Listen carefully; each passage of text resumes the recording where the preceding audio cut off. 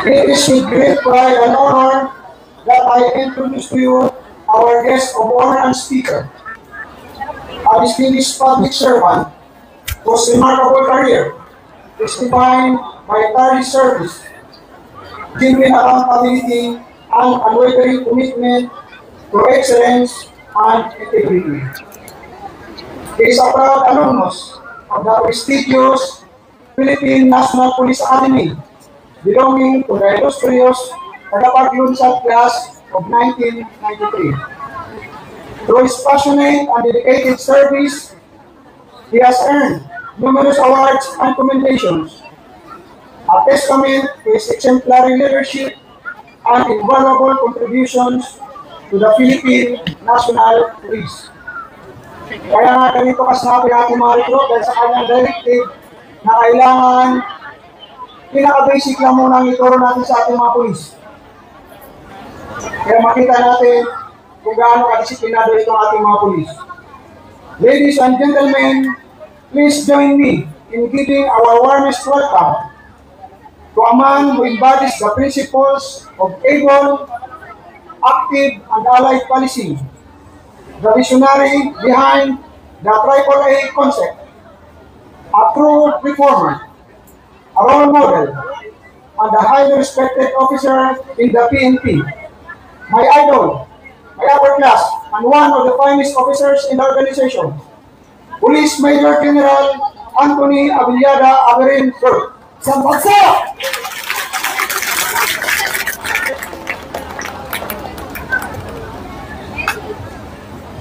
Thank you. Please, it's for.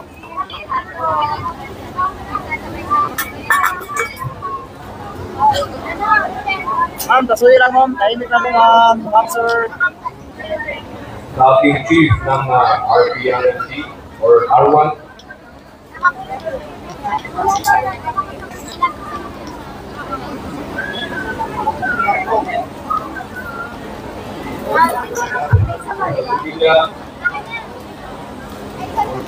RSU, Colonel Araw,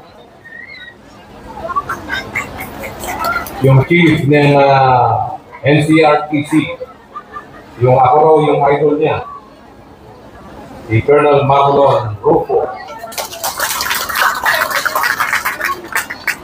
And of course, our ambassador to heaven, Father Ali Labas. Other senior officers, to the loved ones of our newly recognized recruits, the Madali Silas class of PSBR BC 2024-02, sa kanilang mga mahal sa buhay, parents, housewives, brothers and sisters, sons and daughters, at mga kabarangay nila, because I have seen yung isang buong barangay at dito po ata. Sa ating lahat, magandang umaga po. As we gather for the recognition rights of PRC Bus 2024-02 Madali Silas, which is one of the indicators that you are a step closer of becoming a police officer. Allow me to congratulate you for reaching this stage, leaving behind the civilian customs to a regimental lifestyle. In the course of almost 4 months, walang nahuhuli. Actually, masabi ko lang, itong mga batch po natin na to is they took their oath when I am already the regional director of NCRPO. Ako rin ata nagpa-take off sa kanila. So, the same, yung paalala ko lang, as we go on, as we go on, I seldom give second chances. So, take note of those words. I expect that you are now embodying the attitude and characteristics which serves as an essential compass for this noble profession. Alam niyo po, yung recognition na to ay wala kasi sa speaks to ito eh. This recognition is a stage sa training in weeks. Kumbaga, kung dati-dati, nagha-handsback kayo, naka-close collar, naka-long sleeve, palagi this is the stage na po, na naka-open collar po sila. Wala na po yung handsback, but of course, andun pa rin yung dapat stomach in, breath out, chin in pa rin. You still have to maintain that. Hindi ibig sabihin na pag na-recognize ka na, ay tuloy-tuloy na yung pag-relax ninyo. The moment kasi na nag-relax kayo, doon na pumapasok. Na kung dati, yung first 4 months, walang nadi-dismiss. Siguro yung next 8 months, may madi-dismiss na. Kasi mag-relax na kayo. Magkakaroon na kayo ng guts. Mag-take life, lalabas. Magkakaroon na kayo ng guts na talagang tututuhanin na ninyo yung pag-iinuman doon kanina during the demonstration. And I tell you, this has nothing to do doon sa nangyari the other day na may isa tayong pulis na nag-viral dahil lasing siya. I just hope na it will serve as a lesson. Siguro hindi nyo alam yun. Pero alam ng mga mahal ninyo sa buhay na may isang pulis na nag-viral na nalasing. And alam nyo rin na yung pulis na yun ay ating inimbestigahan. We have arrested him. He is behind bars now and he will be facing a lot of criminal and administrative charges. So after this, you will be having time with your loved ones. Nandito, please, I want you, kasi wala po silang update po sa social media. Ikwento niyo po na we are serious in disciplining every member of the PNP, particularly po dito sa NCRPO. We mean business. I mean business. Kapag you are involved in illegal activities, may ginagawa kang kalokohan, you will be investigated and we will be filing charges against you. After we spend the remaining 2 months in training center, I direct you to acquire and deeply internalize the 5 strategic directives I have set forth. And this is number 1. Always observe the basics in all of our crime prevention and crime solution efforts. Pag sinabi natin observance of basics, of course, training kayo. You should know the basics. The proper wearing of uniform, the proper posture, proper haircut, proper decorum and dealing with the public. Hindi tayo yung boss dito. Ang boss natin, yung taong bayan. Sila ang pinagsisilbihan natin. Hindi tayo yung pinagsisilbihan nila. Sana ma-internalize ninyo ito. Not only during training, but of course, even after training, pag nasa labas na kayo. Always observe the basics. Ito ang kasama nyo until your retirement. Observance of basics.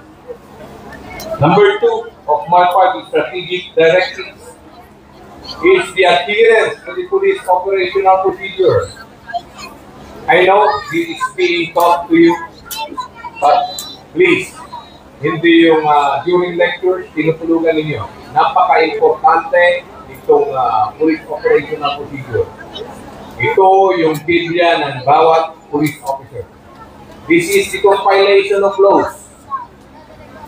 Compilation of laws na connected sa trabaho ng pulis. Lahat ng trabaho ng pulis, from the mere checkpoint operation, from the mere police visibility operation, service of warrant of arrest, implementation of search warrant, PDM operation, etc. You name it, andito sa police operational procedure. Ito yung makakasama natin until retirement. So gusto ko, dapat nakakabisa nyo ito. Dapat master nyo ito. from page 1 to page until to the last page. Kasi ito ang magliligtas sa iyo in the future. Appear that the deviation from the police operational procedure during law enforcement operation ay dito tayo nagkakaproblema. You should learn from the mistakes of others na lahat ng nag-deviate sa POP nagkakaroon ng problema, nakakasuhan, criminally and administratively, and worse, may mga nakulong at may na-dismiss sa servisyo. So, again, ang pinaka-importante is the mastery of the police operational procedure. Makatanda nyo yung POP nyo?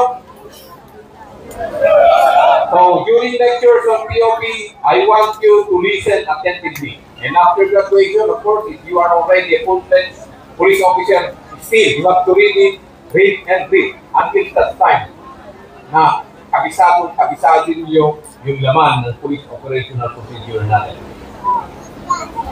Number 3, always do what is right. Even no one is watching. Mahirap kasi na gagawa lang tayo ng tama kung may nakatingin. Why? If you do right, definitely, you will never go wrong because you're doing what is right. Ito ulit ay napaka-importante. Kahit saan ka pupunta, kahit sa ano yung tutulungin mo, kung gumagawa ka ng tama, kahit kasuhan ka, of course, makakalusot ka ng tama. Kasi, deep in yourself, gumawa ka ng tama. Number 4 of my 5 strategic directives is the non-involvement in illegal activities, directly or indirectly. Maliwanag ito, ha? Don't involve yourself in illegal activities. Because again, if you involve yourself in illegal activities, you will be investigated. And you will be put behind bars and you will be charged administratively kung gumagawa kayo ng kalukuhan at involved kayo sa illegal activities. Gone are the days na yung ibang officer tinotolerate ang ganitong gawain. During my incumbency as the regional director, I will never tolerate illegal activities committed by any member of LCRPO.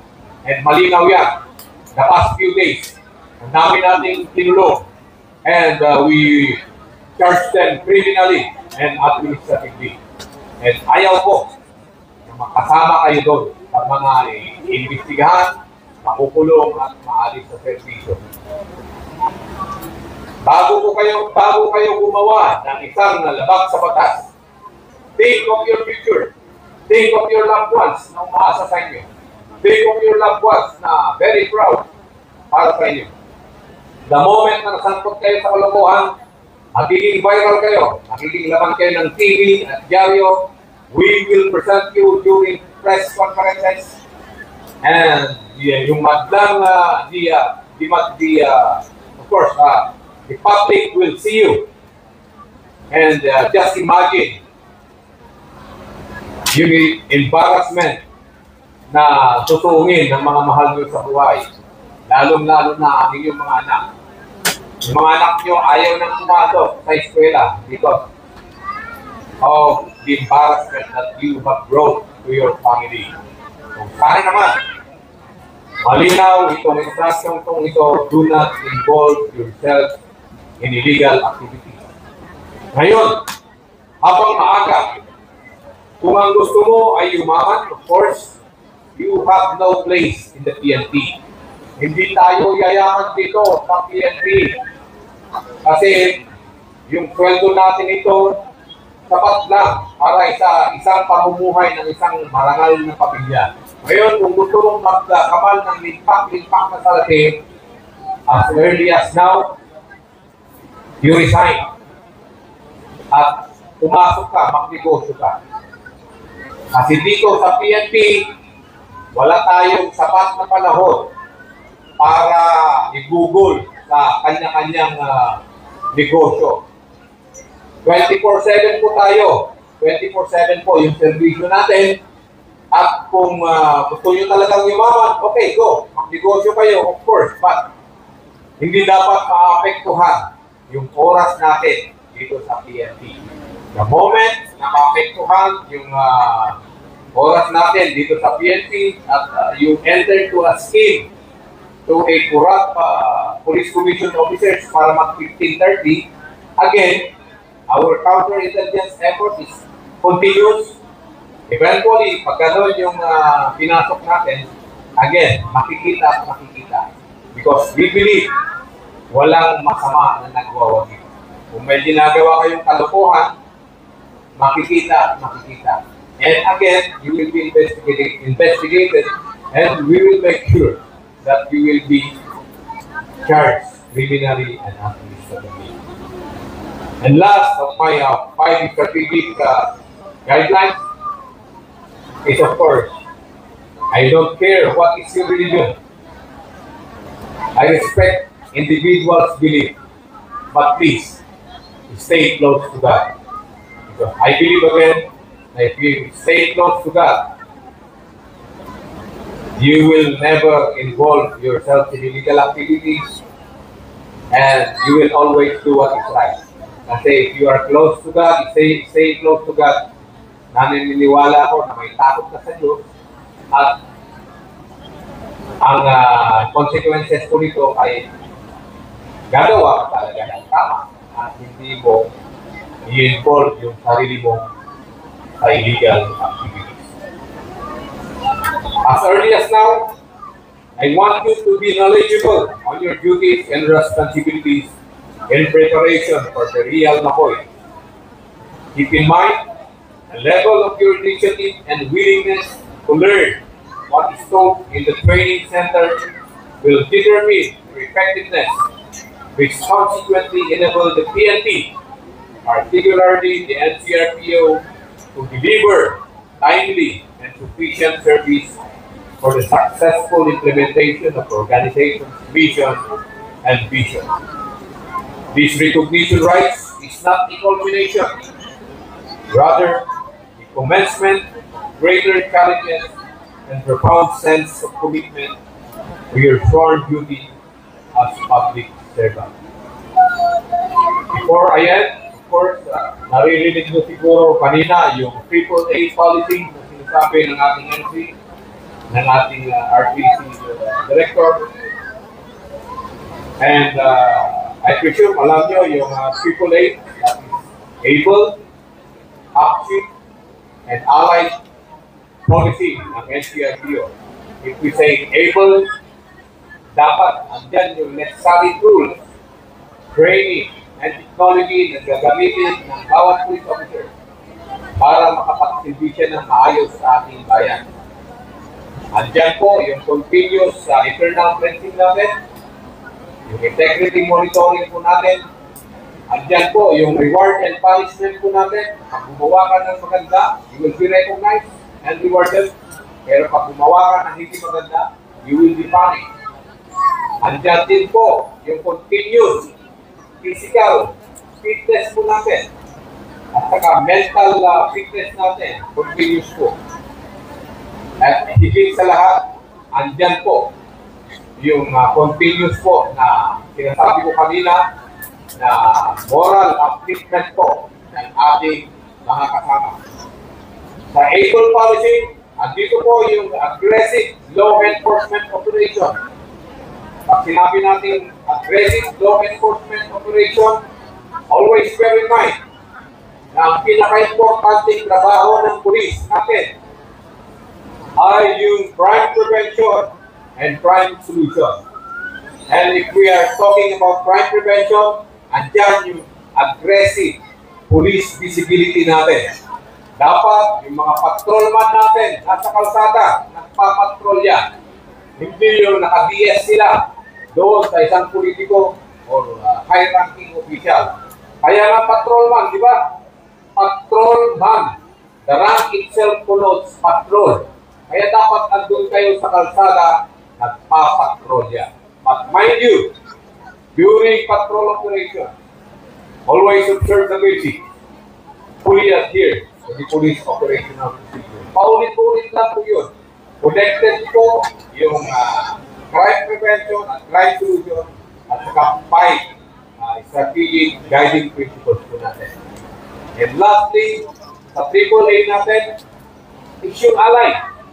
Pag sinabi natin ally, that is police-community relation. We have to organize the community because yung maintenance ng peace and order at saka prevention of crimes is a shared responsibility between sa police at sa community and different stakeholders. Hindi natin kayang tuluhin ang trabaho nito. Dapat i-involve natin yung community. So anong gagawin natin? Huwag natin iasa sa PCR section. Huwag natin iasa sa PCR officers ang pag-organize sa community. Every police officer should be a PCR officer. Kaya pag andun na kayo sa kalsada at nagpapatrolya, i-organize natin ang mga security guard doon sa iyo patrolling natin. I-organize natin yung mga tricycle driver. I-organize natin yung mga habal-habal driver. Jeepney driver. Mga barangay tanod at saka homeowner association, i-organize natin sila para makasama natin para ma-prevent ng crime. Because kahit na massive ang deployment natin sa kalsada, hindi natin makukover every corner of the street. Ngayon, yung in-organize natin ng community, sila ang tutulong sa atin para sa pag-prevent ng crime, para sa pag-solve ng crime. Maliwanag? Sir, yes, sir! So, dahil sa maliwanag, I expect na when you are already natin, para gagaan ang buhay natin, hindi natin susuluhin yung trabaho. Dahil definitely yung community, they are willing to help us as long as nakikita nila na porsigido, seryoso ang ating kapulisan, seryoso ang NCRPO na magsilbi sa ating mga kababayan, NCRPO na matino, NCRPO na hindi involved sa illegal activities, NCRPO na maaasahan at NCRPO na handang maglingkod sa ating bayan. With that, gentlemen and ladies, thank you and magandang umaga sa atin.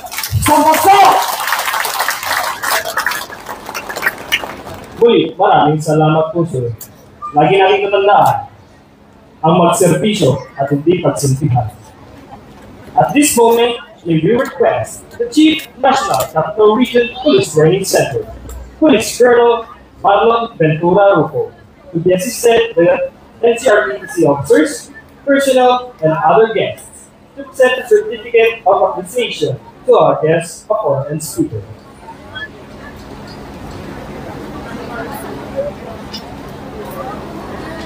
Isang bagsa! Citation Police, Republic of the Philippines, Philippine National Police, National Capital Region Police Training Center. Certificate of Appreciation is presented to Police Major General Anthony Avenida, Regional Director, NCRPO, in grateful appreciation for his presence, expertise, wisdom, and invaluable insights shared as the guest of honor and speaker during the recognition rites of the Public Safety Basic Recruit Course, Batch 2024-02 Magdalena Seals, Past Alpha to India, at NCRPDC, Camp Baguio, Cavite City, given this 23rd day of April 2025, signed by Police Colonel Marlon Ventura Rufo, Chief, NCRPDC.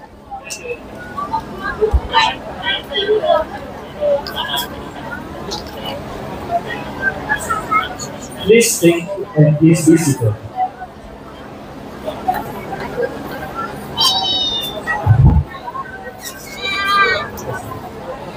Once again, the PSBRC Mandalik Silas, batch 2024-02, Alpha to India, Sir Class Mass Down.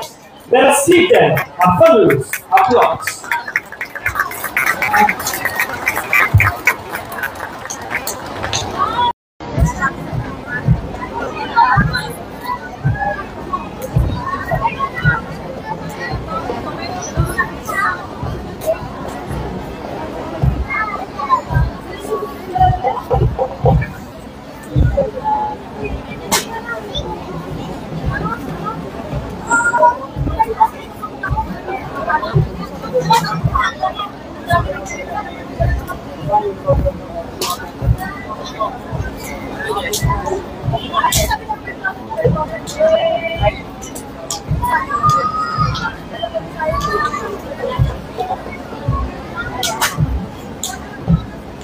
Sampai!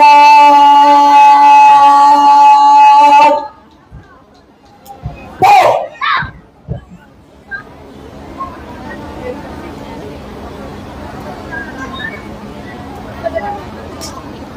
And now, let us witness the pass and review of PSBRC Class of 2024-01 and 02.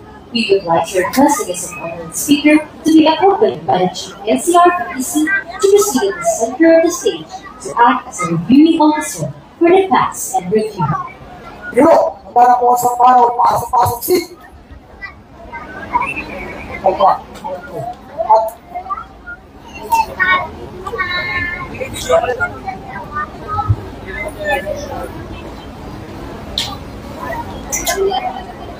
pasa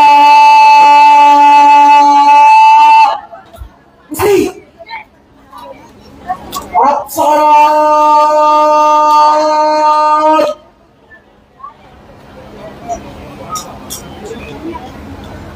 wait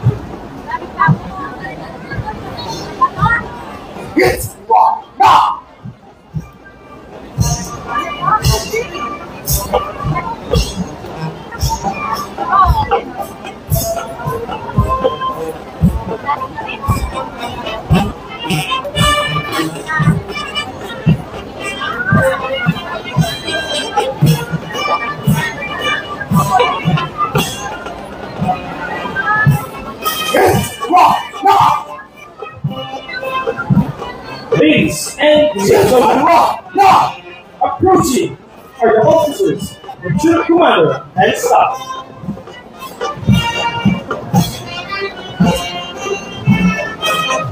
Regimental Commander, Police Training Vita, Oriental Mindoro. Regimental Aspan, Police Training Barca, Regimental S2, Police Training Silvana, San Juan del Norte. Regimental S3, Police Training Bonauta, Albano. Regimental S4, Police Training Eagle, Monotone City. Regimental S5, Police Training Macul, Tuligao City. Regimental S6, Police Training Macapia, Isabela. Passing by is the NCR PO Band, headed by its Executive Master Surgeon, Christopher Artis. First Battalion Commander, Police Training Corazon Junior, Ilocos Sur. First Battalion S1, Police Training Puig, Muntinlupa. First Battalion S2, Police Training Aklan, Marquez. First Battalion S3, Police Training Anpag, Cavea. First Battalion S4, Police Training Chao, Baguio City. All Company Commander, Police Training Australia, Manila. Company XO, Police Training Apital, Baguio City. Eagle Fair, Police Training Makasatun, Isabela. First Commander, Police Training Atlantic, Malabon.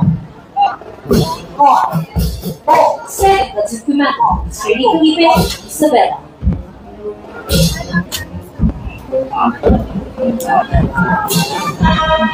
Bravo Company Commander, Police Training Levante, Negros Oriental. Company XO, Police Training Lapata, Zamboanga del Norte.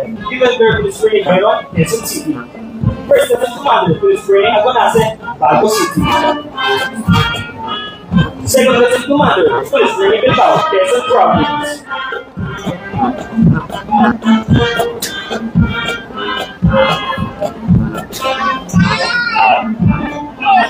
Charlie Company Commander, Police Training Ibarra, Igao. Company XO, Police Training Divina Gracia, Quezon City. Kilo Fair, Police Training Asalas, Zamboanga, Igao. First Platoon Commander, Police Training De La Cruz, Quezon City. Second Platoon Commander, Police Training Bato, Isabela.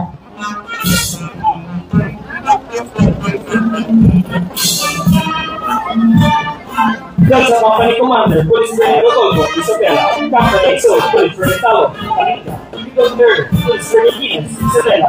First Lieutenant Commander, Police Training Acuna, Valenzuela City. Second Platoon Commander, Police Training Talo, Isabela. Next, all whites for the passing of colors. Color Officer, Police Training Malinlog, Manila. Philippine Flag Bearer, Police Training Balalio, Bulacan. NCRPO Plagero, Police Training Mogo, North Caloocan. NCRPTC Plagero, Police Training Moyo, North Caloocan. Color Guard, Police Training Loca, Camarines Sur, Police Training Alraji, Taguig City. Second Battalion Commander, Security Pasha, Sinsama. Second Battalion Expo, Security Daroma, Camarines Sur. Second Battalion SP, Security Cabinet, C. First Battalion SP, Security Otero, and Response Delta. Second Battalion SP, Security Rocket, Rambo. Ego Kapal Commander, Police Training Garganta, Palawan. Kapal Exo, Police Training Gansot, Caloocan. Dito Police Training Camus, and Response Delta. First Battalion Commander, Police Training Sensi, Santuango, Sibugan. Second Battalion Commander, Police Training Tolan, Maria. Paso Company Commander, Security Cabo, Team, Captain Expo, Security Jutay, Rakea. Freedom Bears, Security Kapila, Team. First Battalion Commander, Security Sipo, Taguig. Second Platoon Commander, Security Plaza, Isabela.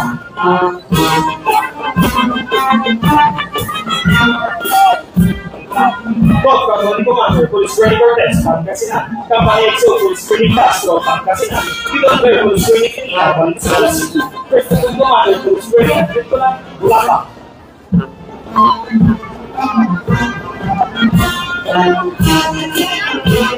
Second Battalion Commander, Police Training Singleta, Iloilo.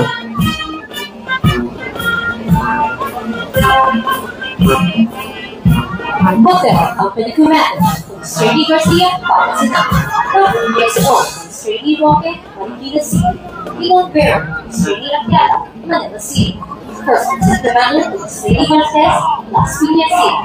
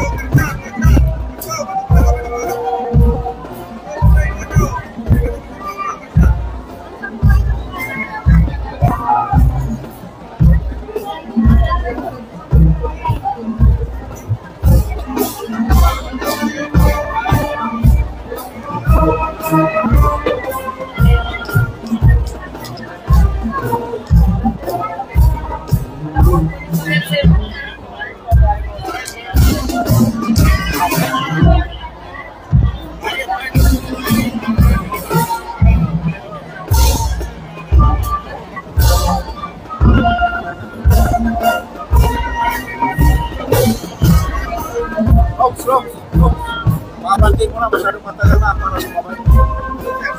Yung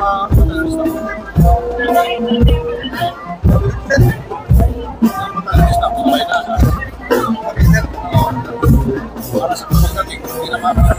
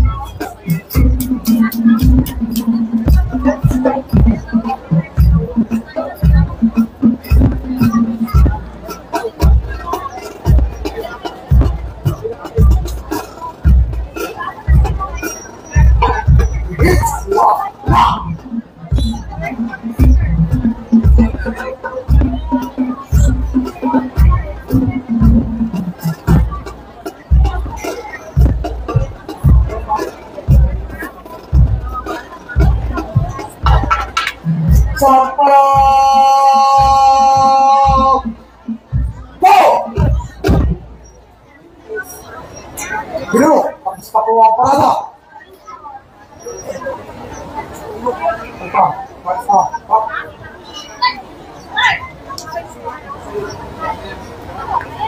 Congratulations to the BSPRC Watchman Valley Sailors. It is an honor to host this event team. Ayon po ni Secretary Daryl de los Santos Pagatpat. Thank you and God bless us all. So, nakita naman natin, partner, yung kasiyahan ng mga Yes, mahal sa sir. buhay, na mga police training mula sa 2024-02. Anong na-imagine mo nung panahon na ikaw yung nandiyan ngayon, nakikita mo, ikaw na yung nagko-cover sa nila? Sa mga lapuan. By the way, sir, sa amin, dahil 2021 kami, tayo ng pandemic. So kami, hindi namin naranasan na nagkaroon ng recognition and also yung Christmas. Sa graduation din, wala ding parents. So ngayon, natutuwa ako na yung mga sumunod sa amin is they were able to experience this happiness. Siyempre, napaka-low-moral nyo siguro Oo, nun. sir. Hindi mo maiwasan na malolomoral kasi dahil sa yung panahon noon na COVID, Para yatang matagal kayo nag-graduate, tama ba ako? hindi lang, sakto lang, sir. Sakto lang. So, anong mapapayo natin sa mga gusto mag-police para nang sa ganun ay ma-inspire sila at saka tunay na serbisyo publiko yung kanilang ipinapakita sa kapag sila'y police na. Okay. So, Bilang sa babae, bilang sa babae. So, bilang isang babae, ang mapapayo ko sa ating mga kababaihan na gustong magpulis, wag niyong pakinggan kung anong sinasabi nila na hindi maganda tungkol sa pulis dahil ang iba't ibang tao meron tayong iba't ibang pananaw. So, sa akin bilang isang pulis, ako po ay sa ngayon, I always observe the basics. Gaya nga po ng sinasabi ng ating POP, regional. siyempre, kailangan marami tayong nalalaman POP. sa, kahit nag-vlog tayo, nag-news tayo, meron tayong kaalaman, Yes. sapat na kaalaman sa Police POP o Police Operational Procedure. Procedure. So, karagdagan. Shoutout ka naman sa mga mahal sa buhay. Siyempre, kasama mo na ngayon yung dati, alam mo, So dati pinapangarap ko na makita si Sir Ruiz. Ngayon nakakasama ko na sa pag-vlog. so, invitation, Shubal. Ito yung ano namin. videographer, yan. So, anong masasabi mo ngayon? Nakikita mo na parang kailan lang ganyan ka, pero ngayon pulis ka na. Ayun, congrats pala sa batch na to. At yun, dati ganyan rin naman kami, low moral lagi, malayo sa pamilya. Pero saglit lang naman yan. Paglabas, makikita rin namin. So, sa mga mahal sa buhay ng ating mga police trainee, don't forget to like and follow ang bayan ng pulis. Siyempre, yung mga ating mga legit na page. Siyempre, yung page mo. Teacher ko police po. Yan, teacher ko police. Like po. Siyempre, yung Gent Kai. So, mula po sa pamuno ng aming Regional Director ng NCRP, Police Major General Anthony Every, at siyempre yung aming Force Commander ng Regional Mobile Force Battalion, walang iba kundi si Police Colonel Celso M. Rodriguez. Siyempre yung ating Chief F5, walang iba kundi si Police Major Jefferson P. Sadang. at sa lahat ng bumubuo ng RMB NCRP, maraming salamat. Kami po ang inyong maraming salamat po sa pagtitiwala nyo sa amin na may sa publiko ang ganitong klaseng makasaysayang aktibidad bilang isang mga pulis. At ako si PCMS Ruiz, ko naman si Patrolwoman Ronaldin Tangia. Patrolman Shubal. Alagad ng Batas. Tagataguyod ng Balitang Pulis. God bless you po, bye-bye. S1, Bangko, mga lapel ninyo, pakiakit na lang dito.